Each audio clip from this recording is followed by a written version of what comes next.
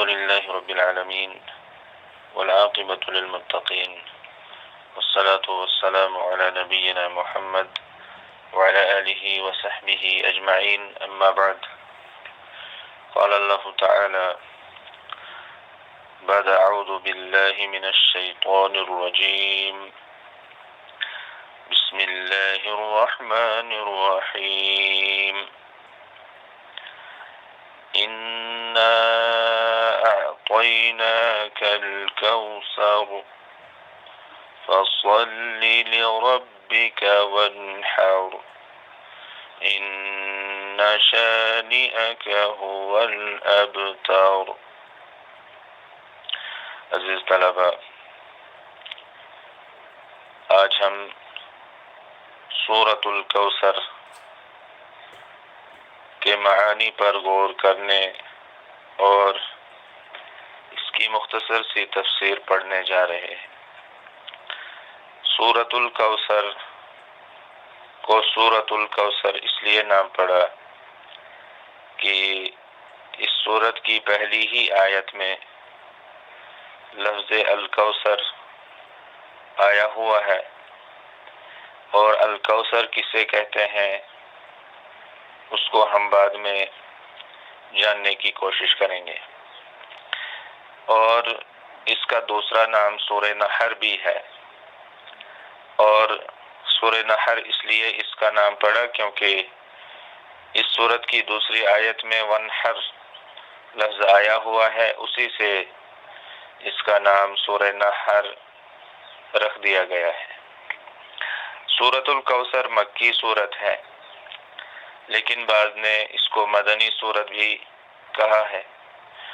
سورۃ الکوثر کی آیتیں 3 ہیں، اس کے کلمات کی تعداد 10 ہے، اس کے حروف 42 ہیں، اور پورے قرآن کریم میں یہ سورہ نمبر 108 ہے، اور جز ام کے اندر یہ سورہ نمبر 33 ہے، اور یہ سورت صرف ایک رکوع پر مشتمل ہے۔ اس سورت کے سبب نزول کے تعلق سے بہت ساری روایات ہیں، جیسے کہ ایک روایت میں آیا ہوا ہے کہ عبداللہ بن عباس رضی اللہ تعالی عنہما بیان فرماتے ہیں کہ جب کعب بن اشرف مکہ آیا، جو یہود کا ایک سردار تھا، تو قریش نے کعب بن اشرف سے کہا انت سیدہم، تو اپنی قوم کا سردار ہے، الا تری الی ھذا المنصبر المنبتر، کیا آپ اس محمد کی طرف نہیں دیکھتے ہیں جو اپنی قوم سے کٹا ہوا ہے، اپنی قوم سے الگ ہو چکا ہے۔ إلى هذا المنصبر المنبتر من قومه يزعم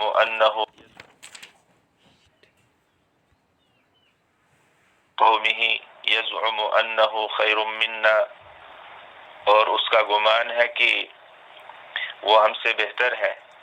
ونحن أهل الحجيج وأهل السقاية وأهل السدانة، حالانکہ ہم حجاج کی خدمت کرنے والے، ان کو پانی پلانے والے، اور اللہ کے گھر بیت اللہ کی دیکھ بھال اور اس کی صدانت کرنے والے ہیں، بیت اللہ کے ہم مجاور ہیں۔ قال انتم خیر منہ، تو اس کا بن اشرف نے کہا قریش سے کہ تم اس سے بہتر ہو۔ تو اسی کے جواب میں یہ آیت نازل ہوئی ان شانئک هو الابتر، بے شک آپ کا دشمن ہی دم کٹا ہے، آپ کا دشمن ہی بے نام و نشان ہے۔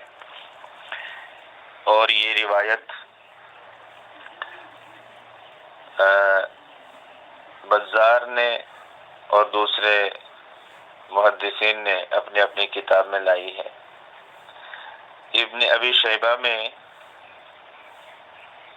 یہ روایت ہے اکرمہ سے رحمہ اللہ، انہوں نے فرمایا جب اللہ تعالیٰ نے رسول اکرم صلی اللہ علیہ وسلم پر وحی نازل فرمائی تو قریش نے کہا بطر محمد منا، کہ محمد ہم سے الگ ہو گئے، محمد ہم سے کٹ گئے۔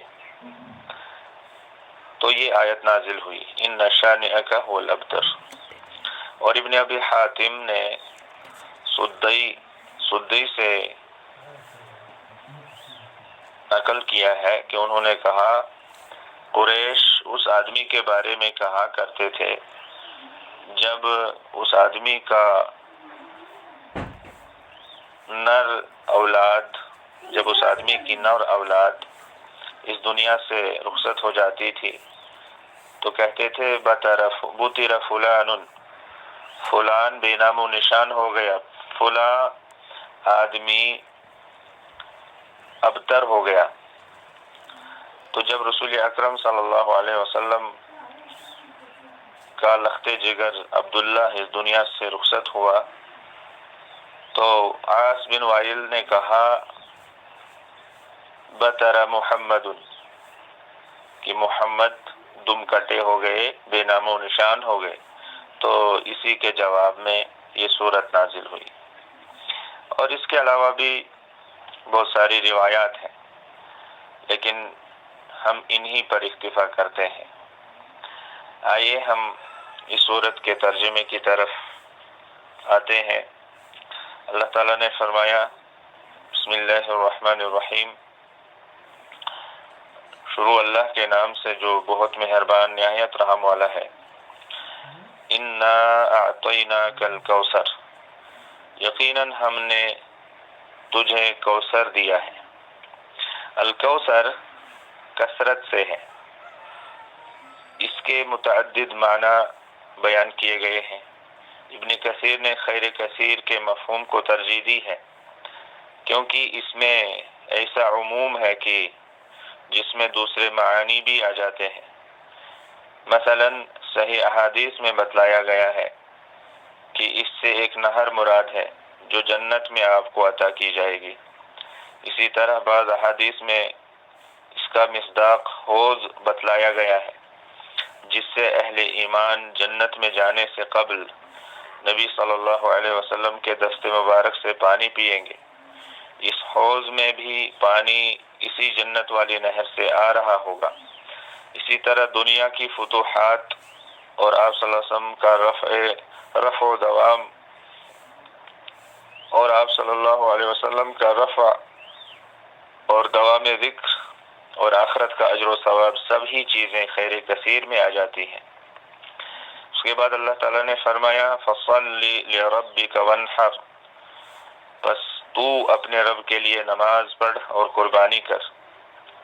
یعنی نماز بھی صرف ایک اللہ کے لیے اور قربانی بھی صرف ایک اللہ کے نام پر۔ مشرکین کی طرح ان میں دوسروں کو شریک نہ کر۔ نحر کے اصل معنی ہے اونٹ کے حلقوم میں نیزہ یا چھری مار کر اسے ذبح کرنا۔ دوسرے جانوروں کو زمین پر لٹا کر ان کے گلوں پر چھری پھیری جاتی ہے، اسے ذبح کرنا کہتے ہیں۔ لیکن یہاں نحر سے مراد مطلق قربانی ہے۔ علاوہ ازیں اس میں بطور صدقہ و خیرات جانور قربان کرنا، حج کے موقع پر مینا میں اور عید الاضحیٰ کے موقع پر قربانی کرنا سب شامل ہے۔ اور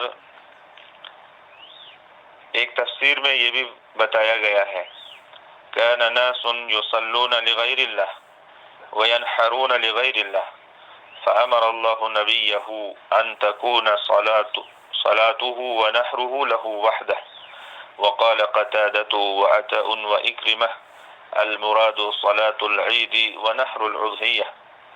اس کا معنی ہے کہ جاہلیت میں لوگ غیر اللہ کے لیے نماز پڑھتے تھے اور غیر اللہ کے لیے ہی قربانیاں ذبح کرتے تھے، یا کوئی بھی ذبح کرنا ہو وہ غیر اللہ کے لیے کیا کرتے تھے۔ نظر کو ذبح کرنا ہو یا کسی اور موقع پر، تو اللہ رب العالمین نے نبی کریم صلی اللہ علیہ وسلم کو حکم دیا اور آپ صلی اللہ علیہ وسلم کے ذریعے سے اپنی امت کو یہ سکھایا کہ ان کی نماز صرف اللہ کے لیے ہو اور ان کا قربانی کرنا یا ذبح کرنا بھی صرف اللہ کے لیے ہو، اس میں کسی کو شریک نہ کیا جائے۔ قتادہ، عطا اور اکرمہ رحمہم اللہ جمیعاً فرماتے ہیں اس سے مراد نماز عید ہے اور قربانی کو ذبح کرنا ہے۔ آخر میں اللہ تعالیٰ نے فرمایا ان شانئک هو الابتر، یقیناً تیرا دشمن ہی بے نام و نشان ہے، یقیناً تیرا دشمن ہی بے نام و نشان ہے۔ الابتر ایسے شخص کو کہتے ہیں جو مقطوع النسل یا مفقود الذکر ہو، یعنی اس کی ذات پر ہی اس کی نسل کا خاتمہ ہو جائے یا کوئی اس کا نام لیوا نہ رہے۔ جب نبی کریم صلی اللہ علیہ وسلم کی اولاد نرینہ زندہ نہ رہی تو بعض کفار نے نبی کریم صلی اللہ علیہ وسلم کو ابتر کہا، جس پر اللہ تعالیٰ نے آپ صلی اللہ علیہ وسلم کو تسلی دی کہ ابتر تو نہیں، تیرے دشمن ہی ہوں گے۔ چنانچہ اللہ تعالیٰ نے آپ کی نسل کو بھی باقی رکھا، گو اس کا سلسلہ لڑکی کی طرف سے ہی ہے۔ اسی طرح آپ صلی اللہ علیہ وسلم کی امت بھی آپ صلی اللہ علیہ وسلم کی معنوی و روحانی اولاد ہے، جس کی کثرت پر آپ صلی اللہ علیہ وسلم قیامت والے دن فخر کریں گے۔ علاوہ ازیں آپ صلی اللہ علیہ وسلم کا ذکر پوری دنیا میں نہایت عزت و احترام سے کیا جاتا ہے، جبکہ آپ سے بغض و عناد رکھنے والے صرف صفحات تاریخ پر ہی موجود رہ گئے ہیں، لیکن کسی دل میں ان کا احترام نہیں اور کسی زبان پر ان کا ذکر خیر نہیں۔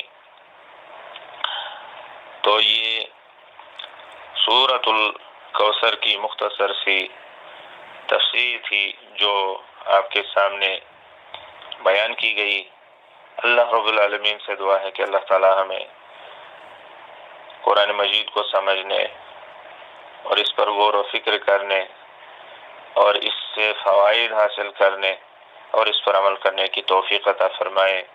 وصلی اللہ وسلم علی نبینا محمد وعلی آلہ وصحبہ اجمعین۔ والسلام علیکم ورحمۃ اللہ وبرکاتہ۔